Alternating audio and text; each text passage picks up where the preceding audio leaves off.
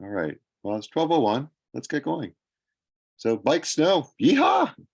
Today's webinar is all about sharing with all of you and discussing with you, like maybe what you like to do in the winter that involves bikes. So we'll talk about fat biking. We'll talk about how to use a bike as a winter vehicle to get to what else you might want to prioritize as an activity or even commuting. And then some like kind of like really cool fringe activities. My wife's cousin likes to bike jor, which is kind of like ski joring, but it's on a bike. So we'll share some ideas like that as well. And so to kick it off, I think what we were going to start with is just like some really basic things here. Like we assume that all of you are probably going out already in the winter on a bike. And so how can we enhance that experience to make it a little bit funner, but also safer and more comfortable? Is there anything else you want to say, Dan, before we open up a slide? I'll also say if you were interested in going out or giving fat biking or any of these kind of winter biking activities a try, this is a great opportunity to talk about it a bit more and answer any questions you might have. Yeah, cool. I'm going to share a window. And like I said, like unmute yourself, be part of the conversation. So this is a nice photo. This is a friend of mine riding on a snowmobile trail. And we had just had this like really spectacular weather the night before where there was this really heavy humidity in the air. And we woke up in the morning and everything was just covered in like this frost, really thick ice. It was really incredible. So this is this is an environment where riding in the summertime would not have been possible. It would have been really boggy. The brush without the snowpack on it would have made it really difficult and unpleasant to ride. And with the winter, we had like a nice firm base, packed snow. You can see the track that my buddy's leaving. It's very minimal, which is what we're going to talk about a little bit later as well. These are ideal conditions, and this is an environment, a location where that opens up in the wintertime and really makes it interesting to just explore and get around. And you don't have to travel very far to do that. It could just be your backyard, a new section of land that you haven't actually been able to check out. So let's talk about some gear and clothing. We got clothing, eyewear, footwear and pedals, some headgear. The big thing here is with clothing, think about what you would wear when you're going for a jog. So big thing, you're going to build up heat pretty quickly. If you're standing outside your door holding your bike and you haven't started pedaling yet and you're already feeling quite comfortable, maybe even warm, chances are in 5 or 10 minutes, you're going to have to start taking clothes off. So one way to do that is to start like that. Just be prepared to take some clothes off and put them into a bag. Maybe you have a backpack. Or otherwise start a little bit lighter, knowing that you're going to heat up. So I wear a lot of layers and I try to wear a lot of things that breathe super well. So Gore-Tex jackets, unless you're like really wet snow. I leave the waterproof breathable stuff at home, except for footwear. Keeping your feet dry is really important. I have a hard time with gloves, especially. So I try to use gloves that are not waterproof. Try to use gloves that breathe super well.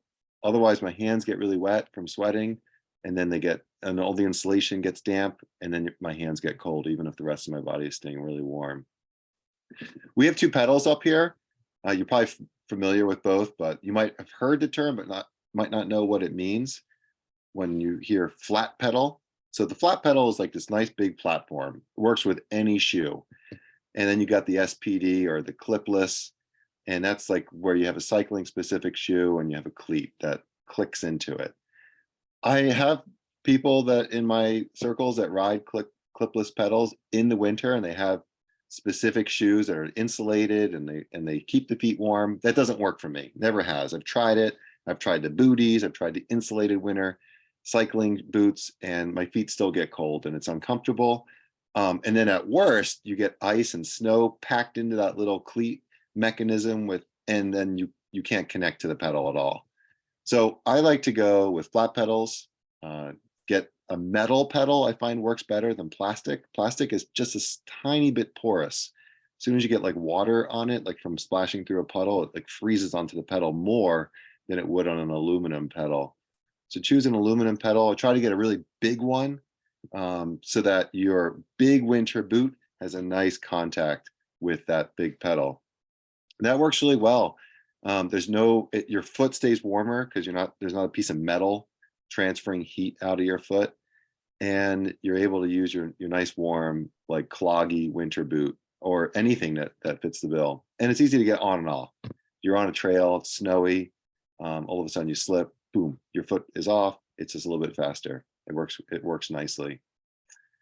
Eyewear, I like to wear clear glasses, even if it's not sunny, just clear glasses, because cold air can really be difficult on my eyes. But also, I find that if you wear contacts or if you've had corrective eye surgery, I don't, but I have friends that do. It makes a big difference having that protective lens over your eye to keep things from drying out. If it's snowing or precipitating at all, like having that stuff fly into your eyes makes it really difficult to see. So protective eyewear is really good. And then if it's sunny, for sure, like you can get snow glare really, really quickly without a good pair of snow glasses. Sunglasses. So eyeglasses are great. One thing to add to Headwear? that, Yeah. What were you gonna say, Dan? so one thing to add to that too, like any kind of winter activity, if it's really bright out, consider wearing sunscreen on your face or anything that's not covered up. I've gotten some of the worst sunburns of my life out on ice fishing, and it probably goes the same for uh, fat biking. Is that glare on the snow just amplifies the sun. So Yeah. Lip balm as well. Sunscreen, lip balm. My lips get chapped pretty quickly. So headwear, a lot of people like balaclavas, like the ski mask type thing. It's a one-piece thing, covers your skull, covers your face if you want to, or you can pull it down so it's just covering your neck at all times. Lately, I really like using like a two-part system. So I get like a buff, which is just like the neck gaiter part, and then I have like a thin cap. And the two of those things together allows me to moderate my temperature a little bit better. Because again, that's a big thing about winter riding. It's just making sure you don't sweat, to being able to control that climate. And one thing to keep in mind with helmets is that you may have to take the padding out of the helmet if you're wearing a thick winter hat in order for that same helmet you would use in the summer to still fit your head in the winter time. Or maybe you use a ski helmet or something else that already has some padding built into it, or you have a winter riding helmet that's just a little bit larger. But those are all some solutions that I found work really well in keeping my whole body like at a comfortable temperature. I think the next slide I have here is, whoops, I skipped one. So these are called pogies, and they've been around a long, long, long time. Dog sledding had them. Nowadays you can buy them for snowmobiles. You can buy them from ski poles. You can buy them for bikes, which is obviously why we're here to talk about them. So pogies are like giant mittens that attach to the grip handlebar part of your bike. And they attach in a way that allows you to take your hand in and out really quite easily. And the pogie remains attached to the handlebar while your hand is not in it. The nice thing about pogies are, going back to getting sweaty hands, you can wear regular gloves instead of pogies. So you can go, if it's above freezing, you don't even need to wear gloves at times. Or you can wear your regular like 3-season glove. You can wear a thin fleece glove if it gets a little bit colder. And if it's really cold, you can wear a heavier, like traditional winter glove. You could even like throw some of those, what are they called? Those chemical heat packs in there, and that would help keep your hands warm. On the topic of chemical heat packs, now these are the things that you like tear open when they're exposed to air, they start working. Those are things that they make ones that are specific for footwear or hands. One thing I found that works really well is I often don't like using them because I feel like I'm going to waste it. I'm only going to go out for like an hour and a half bike ride. I don't want to use this chemical thing that then stays hot for another like 4 or 5 hours after I'm done with it. I feel like it's a waste. If you can put it in a container when you're done using it, like an airtight container, small glass jars will work really well, like a baby food container. Stuff it in there, close the cap. It'll actually prevent the air from contacting the heat pack. And then when you remove it the next day and expose it to fresh air, it'll reactivate. So you might be able to get like multiple uses out of one of those chemical heat packs. Just a nice way to be a little conservative. So these things are really great. I have a pair of bar mitts for my bike, and I put it on there anytime anytime I'm doing a really long ride and I really want to be conscious of moisture buildup in my gloves, or if it's really cold, I'll put them on my bike. They're pretty quick to go on and off. Some of them use Velcro, some of them use like plugs that go in the end of the handlebar, but they're great devices if you're not already using them. Do you have a pair, Dan? Was that? Do you have a pair of these? I'm actually in the process of making. Sorry, I'm actually in the process of making a pair. Oh, that's great. What are you making them out of? Just some like ripstop fabric. How are you So going to make them stiff enough so that they don't just flop off when you try to insert your hand? yeah, paracord is actually what they recommend. So paracord can add the structure to it. So you'll Ah, be able to quicker. Yeah. okay. There's some really simple like patterns you can find online. Now I think all in for materials for me it was like 20 something bucks. And I just like to make my own things. So it could be a fun project to make. You can customize them to your bike so they have even more specific fit, which is nice. Of course, the tighter the fit, the more air they keep out. So, the better they can work. Do you have a link for a DIY Yeah, instruction set that you I could share will. with the group? I will find that and send it to you all. Sweet. Thanks. If anyone else has, like I said, reiterate, unmute yourself if you have questions or want to share an idea that you're familiar with. All right, so you got your bike, and actually, we can go there. So you got your bike, and no, actually, let's go one more. So you got your equipment. Let's stay on the equipment part. So you got your bike. You don't need a fat bike in the winter. In fact, there are plenty of times when just studded tires are what you want, because there may not be enough snow to require the girth of a fat bike tire. But what you have is just ice everywhere. And so these are some images of riding about in some places that would absolutely be impossible. Like this middle one is on a lake, and riding on a lake is really fun. And you might like ice skating, or maybe you don't, but riding on a lake on a bike feels like you're on the most efficient pavement and fastest road bike ever.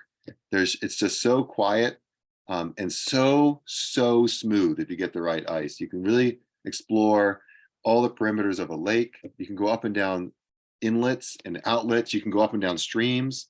Obviously, take into consideration the quality and safety of the ice, but it really is a quite adventure feeling to be out on places that would normally be completely water. Some of the other pictures here are bogs, and just riding through bogs can be really fun too.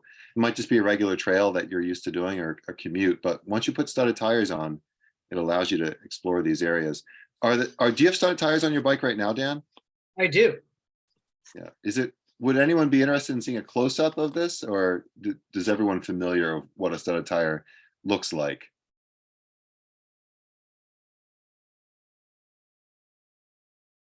Yeah, show us. All right. Show us, Dan. uh, Maybe you you, can move through. you can take off the Yeah. share screen. Yeah. Oh, yeah, sure, of course. So while Dan's doing that, studs, you can buy them at a bike shop, and you can buy tires that have studs already. You can buy tires that are stud ready, as in like you can buy the studs later and install them. Or you can buy any tire, just make sure it's got a nice big fat lug, and then you can actually screw your own studs in. And the brand name that kind of made those popular are called grip studs. So Dan, I think yours were stud ready, but did not have them pre-installed. Is that right? Yeah. So these are the ones that came with the bike that I had, and yeah, they essentially it just came stud ready. So they essentially had all the holes already in there, and I had to stud them myself. It took, I think this tire takes about 100 something studs, something like that. And you just get a tool, you gotta pop them in. The key that I learned is that you put them in a little cup of you pull your studs in with a cup of like rubbing alcohol, so they have some kind of lubrication. They slide in, but then evaporates quickly. And yeah, it took me about an hour per wheel, I would say, or one way some people put it, it takes about a beer a wheel. Yeah, I will say one thing. For most part, most studs are pretty much the same size. There's kind of a standard across the board now, and really all they are, they're like a little aluminum or metal base with a carbide stud.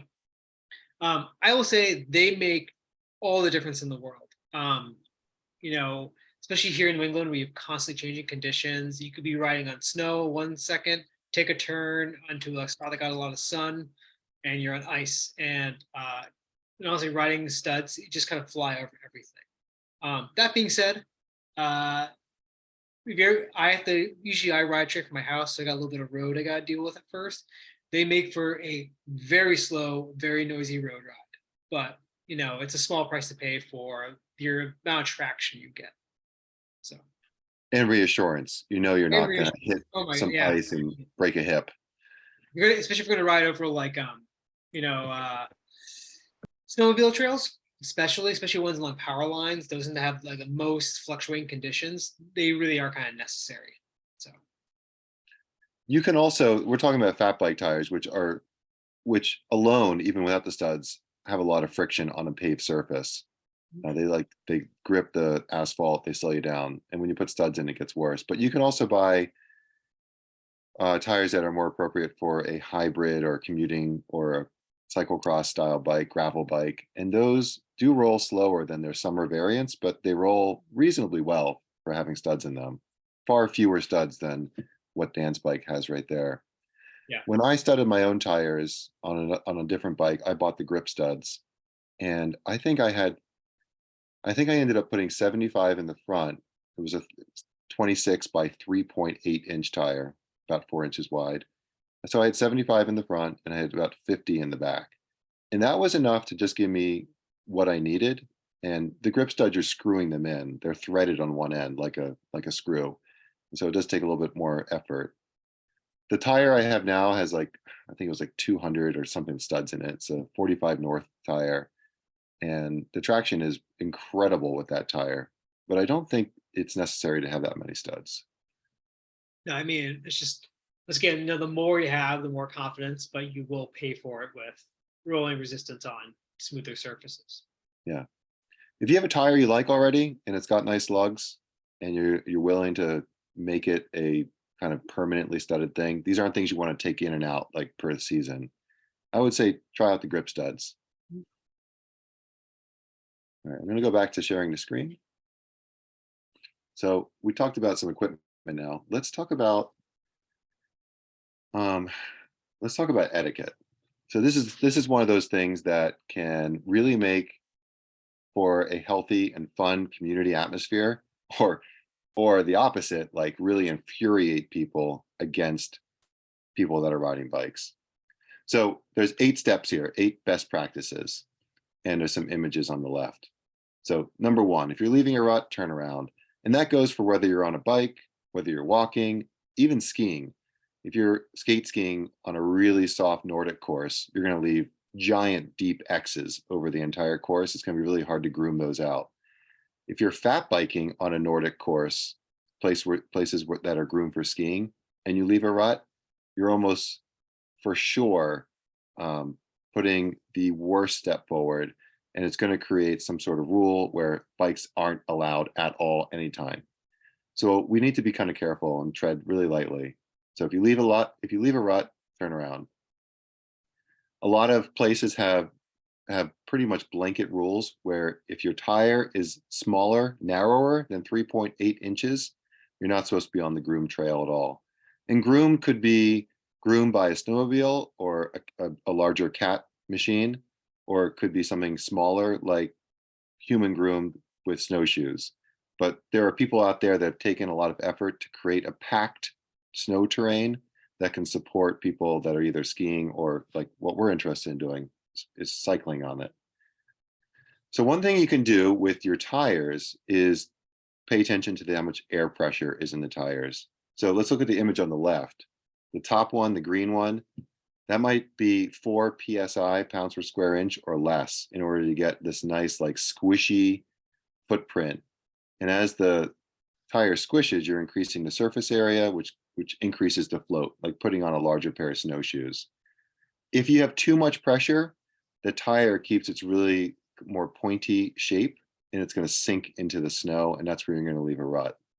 So you can go down to 1.5 pounds of pressure in an attempt to not leave a rut.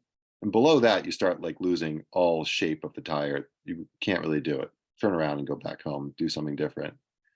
But you can go really low with a fat bike tire. You're not going to experience any rocks or roots ideally. These trails are deep snow. The trail is very smooth, and it will be a little slower going with lower pressure, but you're going to preserve the quality of what other people have done to groom it. I don't use a pressure gauge. They do make pressure gauges that allow you to measure down to 1.5 pounds of pressure in the tire, but I typically just look at the tire, push it with my hand really hard. It's pretty easy to see like what's going on, and just use some trial and error. If you did travel, like Dan was mentioning, on pavement to get to the trails in the first place, and then you go down to 1.5 pounds to ride the trails, it's handy to have a pump with you so that you can put the tire back up to a more reasonable pressure in order to get back home. Hey, we have a few questions we can probably answer Oh real. yeah, of course. Yeah. So Denise asked, what we talked about different size studs. I think most studs are kind of the same size. But she was curious to know if you're going to ride trails around the Portland area, like probably in the city, I'm imagining. Question is, we can ride bikes without fat tires, but what would be the minimum width tire you expect to use on, say, a Portland trail now, like today? Yeah, I think I would. If you're talking about the trails that are cleared by the city and used for commuting or recreation year round, I think you could go with something that's more like an inch or 2 inch wide tire, something that would fit on a hybrid or commuter bike. You're not going to experience deep snow, and unless you're in deep snow, you don't need a wide tire. But the studs are super helpful, especially on those trails through Portland where you get that solar warming during a nice day, and then suddenly it freezes and you get this perfectly transparent black ice. Trails in the woods. Yeah, so it really depends on the conditions. If you are experiencing conditions where your tire is sinking, then you need to go with a wider tire. There's no harm in riding around with 4 inch tires, even when you don't need them. If you're not in a rush to go anywhere, you can ride your fat bike in all of those conditions. If they're groomed by just people walking on them, you can still get a firm surface.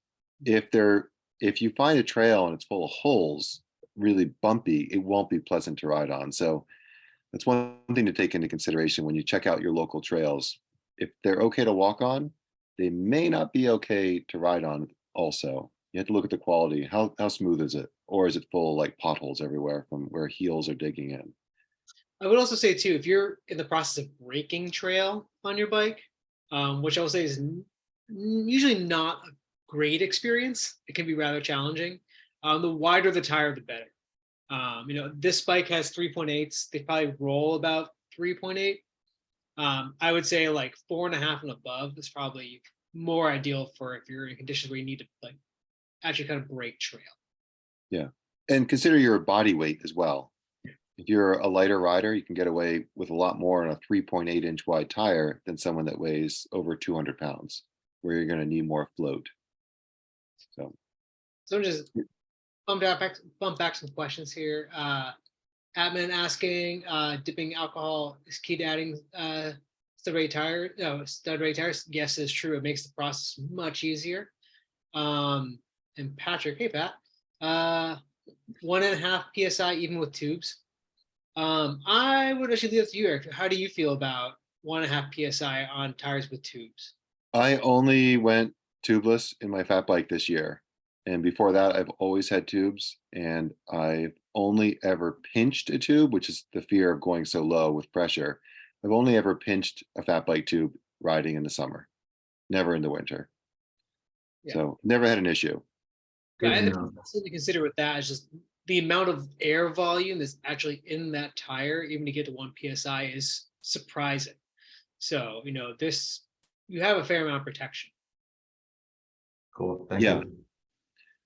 Yeah, 1.5 psi on a road bike would be an unrideable situation. It's pretty remarkable what a 4 inch wide tire can do with that little pressure inside of it. Any suggestions on pumps that pump the tire back up to ride it straight back home? Yeah. The one thing I would say, you would want to find a hand pump. I would say go to a hand pump rather than CO2 cartridges, because you're usually riding your fat bike in the winter and you get the pressure down that low. It's gonna be cold out. CO2 cartridges are not very effective when they're cold, so you might need to carry a ton with you, and then they tend to degrade pretty quickly. So I would say if you're going to get a hand pump, look for one that's maybe mountain bike specific, or one that says high volume rather than high pressure, because that will essentially be able to push more air quickly. The bigger the hand pump you can get, the better.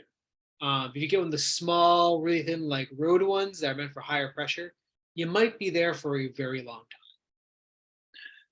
Yeah, if you get a full frame pump, even though those are made for roads, I take a road bike frame pump on my fat bike sometimes, and it's got such a long barrel, like akin to what you would find on a normal floor pump, that you can push a lot of volume, even though it also is capable of high pressure. And some smaller pumps actually have a switch where you can switch between high pressure and high volume. Yeah. But I've also seen some little teeny compact mini pumps that they push so little air in order for them to still accommodate high pressure.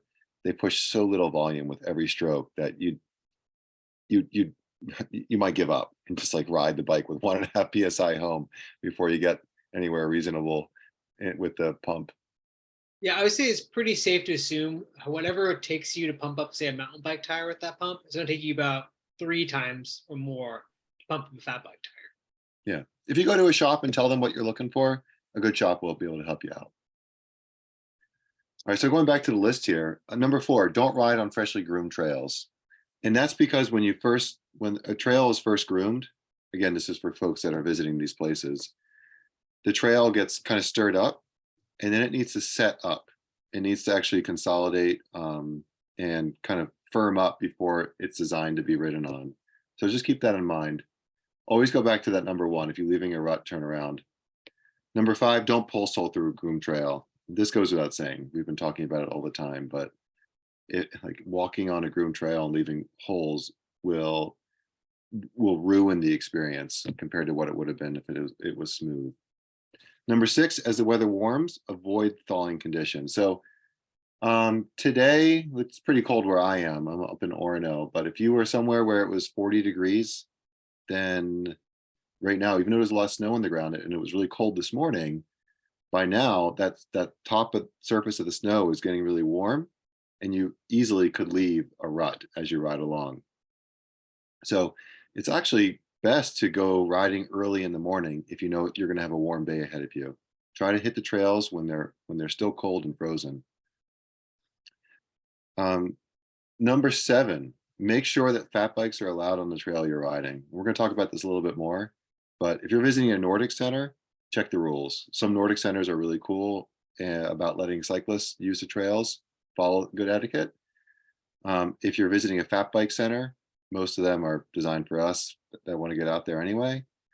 The other really common place to ride is a snowmobile trail. And we have a resource that we're excited to share with you in just a moment, but snowmobile systems can be great for fat biking.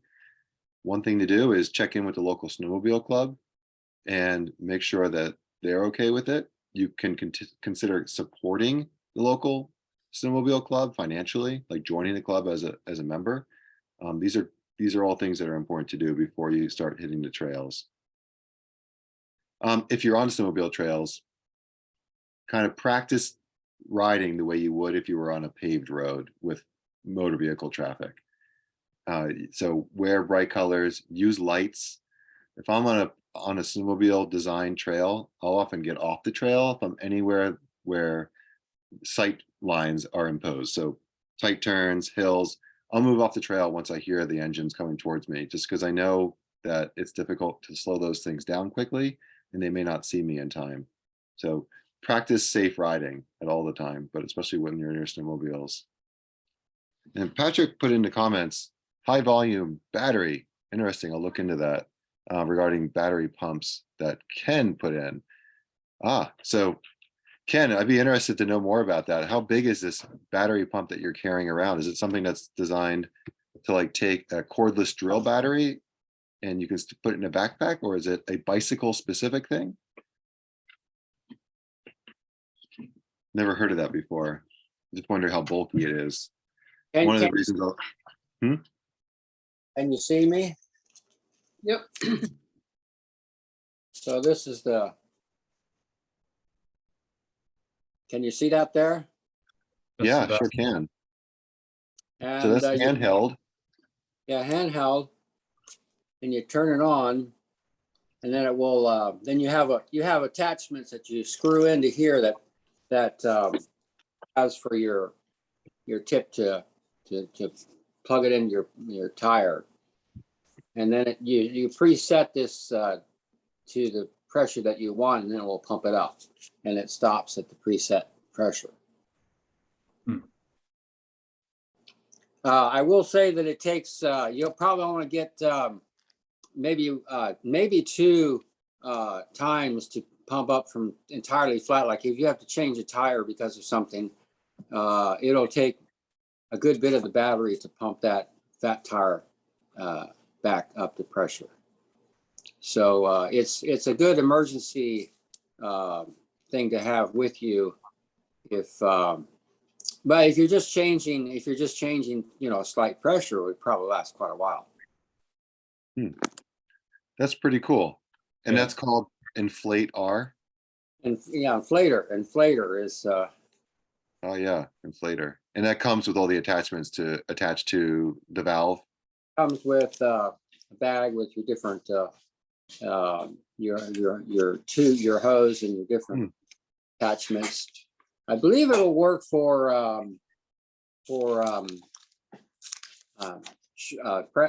Presta valve. I'm not sure. It looks like it has a brass adapter there for the Yeah. Presta valve. For the Presta valve, right? Because that's what my fat tire bike has, is Presta valves, and I have used it on that. So that, yeah, definitely does work for that. I actually haven't used it. Needed to use an emergency, but I tried it out just when I switched over to my studded tires this fall, and like I said, it takes a good bit of the battery to pump it up from no air to full inflation because there's so much volume that it will take a lot of the battery.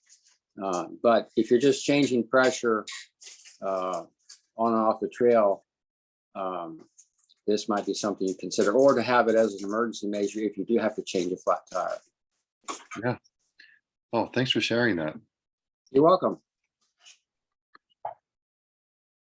All right, back to the slide deck here. So this is, here are 2 resources. There are so many available online, but these are the 2 that I think can be really helpful for you. So one of them, this image of the map, where it looks like spaghetti everywhere, shows you the density of snowmobile trails in New England and in Canada as well. But you can see Maine there. And this specific map is available online at gpstrailmasters.com. And they have a couple maps there. If you go to the site, you actually click on preview map. This is the snowmobile one. There's also one for ATVs, but you can zoom in here. You can click on a specific trail. It'll show you the name of the club who sustains and stewards that trail, and you can reach out and get in touch with them. This is a kind of a cool resource if you're just trying to figure out like, well, where am I going to go? Like, I'm going to go on a route. I want to do a journey. Maybe I want to go camping. Maybe I want to like see if I can get over to the next town and visit so-and-so. You can check out what the Snowmobile Trail Network is actually going to allow you to do, connect the dots. And it's pretty remarkable. You can zoom in and the spaghetti doesn't really become that much less dense until you're like much, much more zoomed in. So it's pretty intense. The other resource, if you're looking for fat bike specific destinations, is, well, local bike shop, great place to start.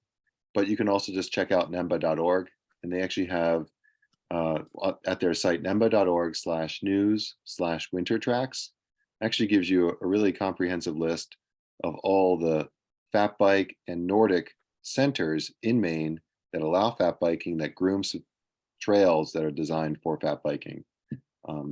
And there are some places, Dan and I were having this discussion yesterday, there are some places that are just really fun to visit. So on one hand, we want to encourage you to check out what's local to you. Don't drive a car or truck to go somewhere if you don't have to. That's kind of the beauty of the bike. But there are some places like Carabasset Valley, for instance, the outdoor center at Sugarloaf has some really incredible groomed single track for fat biking on. And it would, I guess it could be worth like journeying out there to check out. Yeah, on top of that, Bethel has some great riding, and then that's mostly managed by Inland Woods and Trails. If you follow them online, especially on their Instagram, they do a great job of updating their trail conditions, when trails are open, when they're not open. That's really, they're also a fantastic spot. Closer to Portland, Gorham is a great spot, Bradbury, and they all have very dedicated groomer teams. So. All right, next slide here. Let's talk about some cool, crazy stuff. Bikejoring.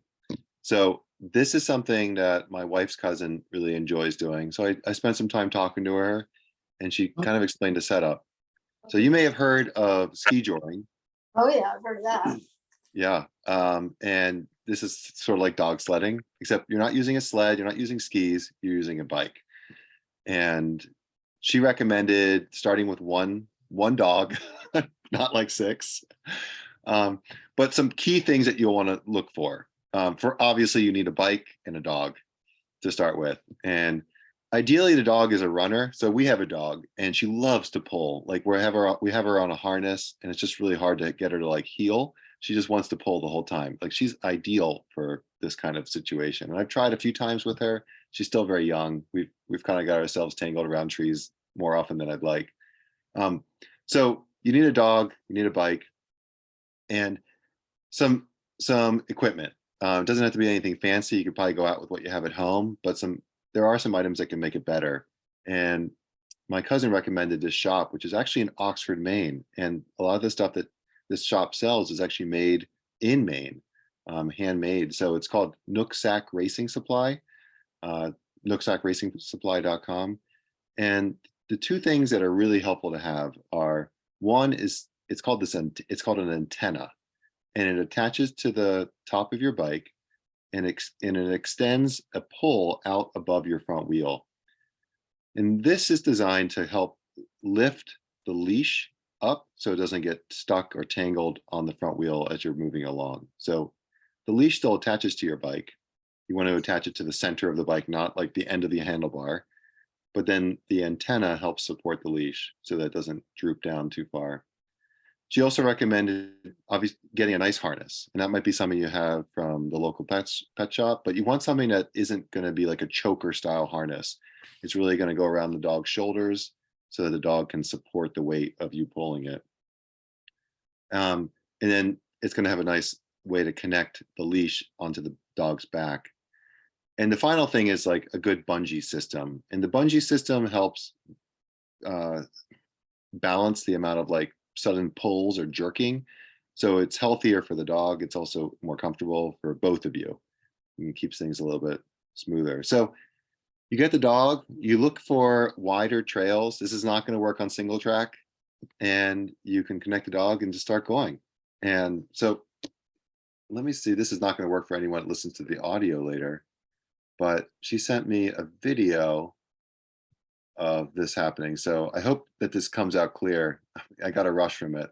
So in this video, he's not pedaling at all. This is her husband, but he's not pedaling. The dogs are pulling. This is a flat road. They didn't have one for the snow, I'm sorry, but this is the winter riding, but you can get an idea of the thrill. So this is 5 dogs pulling him. And they're just cruising. So I'm really excited to try this, obviously. I can see some of you smiling. I think that one dog can be a real blast. And so find a nice wide trail. Maybe snowmobile trails could work well. I know dog sledders use snowmobile trails. You definitely want to make sure you're on good control and you know the trail systems really well, because you want to avoid situations where you have a conflict with a machine. But otherwise, like Nordic systems can work really well. One thing about Nordic trails, when the skiing is bad, like too icy, the fat biking or the biking is great. So those days where no one is out skiing would be a great time to take your bike out and hit those trails with your dog friend. All right, some more like, let's encourage using a bike instead of a car or a truck. So leave the car at home, take the bike. So these are images of, I want to get to someplace, I want to go skiing, but I don't want to drive my car there. Like, it's a few miles away. I'm going to start my exercise the moment I walk out my front door. And so just put the skis on a bike. If you have a rack, you can attach the skis vertically to that rack. If you don't have a rack, you can just lash the skis to the top tube, or you can just put them on a backpack. I prefer not wearing them on a backpack just because they get hung up on things. It's harder to mount and dismount the bike. And one item that I would encourage you to purchase if you don't have it, if this is something that's interesting to you, are these flexible bungee straps. Volet is the really common and most popular brand out there. They're called Volet straps. They're like a super duper rubber band with this hook on it. And I've never had one break, even with metal ski edges and bitter cold weather. They're very durable, they're very lightweight, and they're very versatile. The other thing you can do, and Dan was mentioning this yesterday, is put a sled on your bike. And maybe you don't want to go skiing, but maybe you want to go ice fishing or do something else where you need gear. A lot of people will take a four-wheeler or a snowmobile out on a frozen lake to go ice fishing. Why not just take a sled with your bike? And so you can tie a sled to the back. They make some cool attachments like this one that's shown here to help keep the lines off your rear tire. I've also attached a sled directly to a backpack and just pull it that way. If it's not too heavy, it works pretty well. So a bike can be an all-season transportation vehicle. Does anyone have any questions about any of that stuff? We're kind of wrapping up what we wanted to share with you. I just want to vouch again for the Volet straps. I use them year round on bikes, and they're originally designed for ski touring. So insanely durable, and you can find them at almost any outdoor store. So. Yeah. All right. Well, a couple more just things that we'd like to share with all of you. Save the Wednesdays. The next 4 webinars are now posted online. February 1st, we have one about micromobility. So this is like bicycles fall into micromobility. So do skateboards, scooters, e-bikes, e-scooters, e-skateboards, segways. These are all micromobility. I don't know if anyone rides segways anymore, but they would be considered micromobility if they were still out there. So February 1st, 12 to 1 p.m. If you're interested in knowing more about micromobility, what the issues are and what we're looking to do, especially considering legislation to overcome them, I encourage you to join that. On February 8th, Dan has connected with a local Paralympian, world champion cyclist, and Team USA member. She lives in Maine. Her name is Clara Brown, and she's going to be joining us to chat about her life and cycling and Maine. February 15th, Dan, you want to talk about this one on February 15th at noon? Yeah, sure. So we're going to be talking with the new Maine State Active Transportation Planner, Dakota Hewlett. He is the one that's responsible for Maine DOT on planning any kind of active transportation funding or programming in that nature. So, safe routes to school is a big part of what they do. Rail to trail conversions, all that kind of stuff. He's going to be here to answer your questions. If you're part of a bike ped committee, if they're the state Maine, this is a great opportunity to get to meet one of your main contacts within the Maine government. And then also one thing we don't have on here is on February 22nd, we are doing the BCM's legislative review. So we're going to talk about all the bills we are putting in, but also supporting across the state for this legislative session.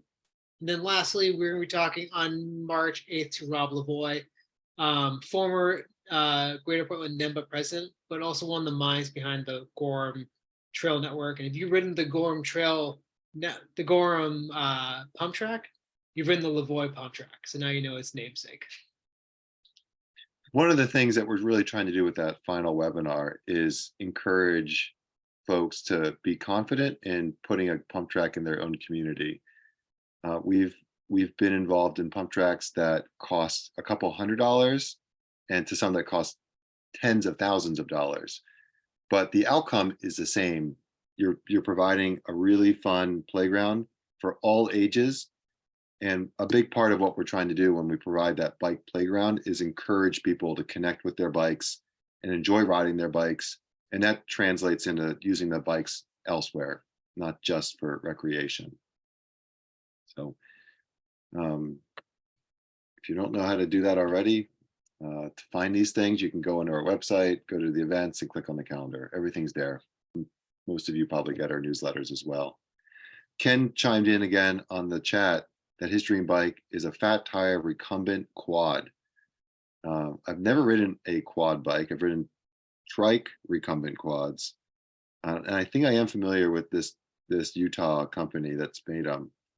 I think they might get used for downhill mountain biking as well, with those big tires and big suspension. Pretty cool things. Maine Adaptive is a local company. They have a fat trike in their stable.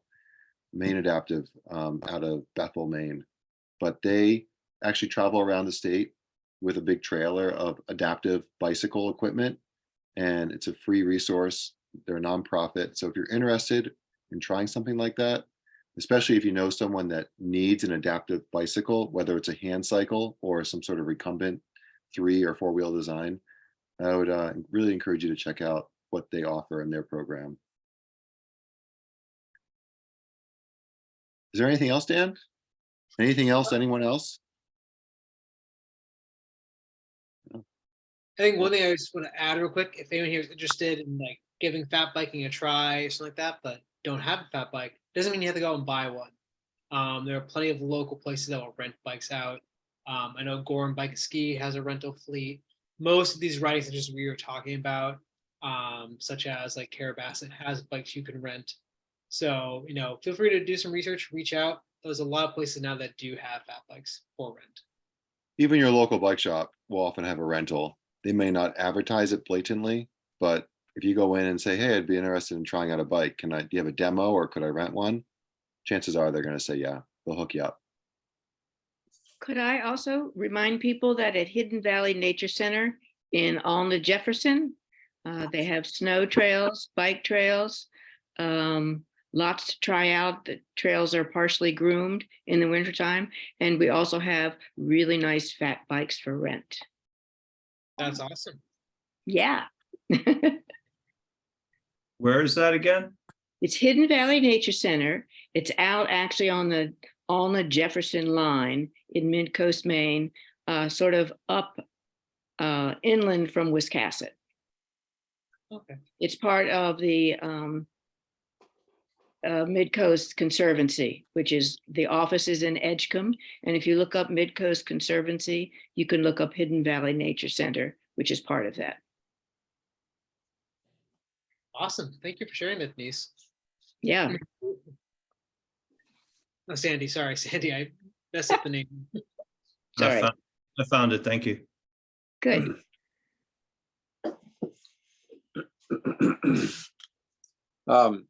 If I may ask, you mentioned something about a place that had trikes or recumbent trikes. My mind wandered and I just totally lost it. I'll put it into the chat window. It's called a Maine Adaptive.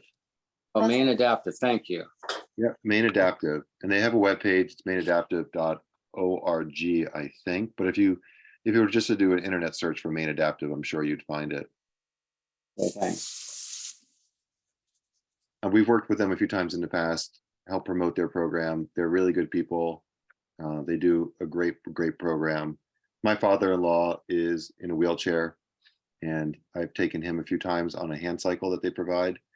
They even have an E hand cycle, which if you're not strong in the upper body, having that electric assist on a hand cycle can make a really big difference. So they have some great equipment.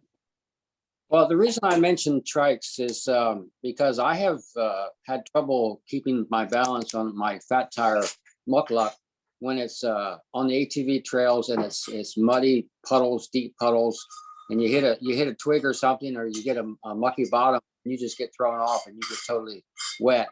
Whereas a trike or a quad, which I don't have a quad, I'd love to have one, but a trike has more stability. You can just keep going.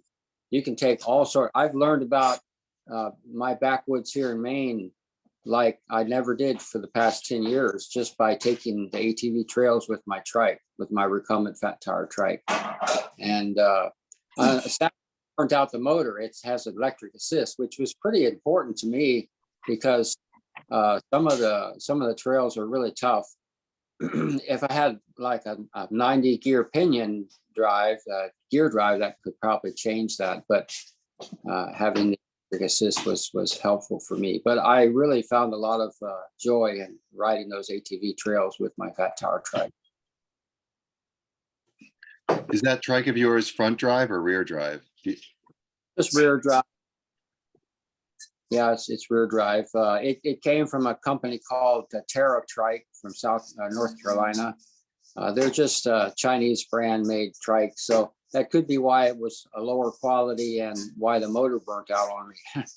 Now I replace the motor if I'm going to run it again. But I would really like to get something either with lower gears and no motor assist so that I can go just slower speed, or with a motor assist that has a better quality motor. But you're looking at a lot of money. You can wrap up a lot of money in those type of toys. Yeah, and so Maine Adaptive could be a good resource for you because they have a lot of equipment. The equipment they're buying is not cheap. It's designed to be very robust and hold up to lots of use throughout the year. And it sounds like you have, plenty of reason to get in touch with them. Thank you. And check it out. I don't know where you're located, but if you go to Maine Adaptive, they usually go as far north as Bangor, and then they go into maybe York County as well, and then they go all the way out to the western counties. So they cover a good portion of the state. Yeah, I'm in Thorndike next to Unity. Okay, yeah. So you'd either come north to Bangor. I think they go to Bradbury once in a while as well. You're kind of in the middle. They might go to Waterville. Cool. It's great to know. All right. Well, thanks everyone for joining. If you do have more questions that you want to chime Dan or I with, feel free to get in touch. Enjoy the rest of the day. Enjoy tonight's snow and rainstorm. Not the best thing to have in the winter, but it happens in Maine a lot. Take care, everyone. Okay, thanks. Thanks. Bye. That was a good one, dear.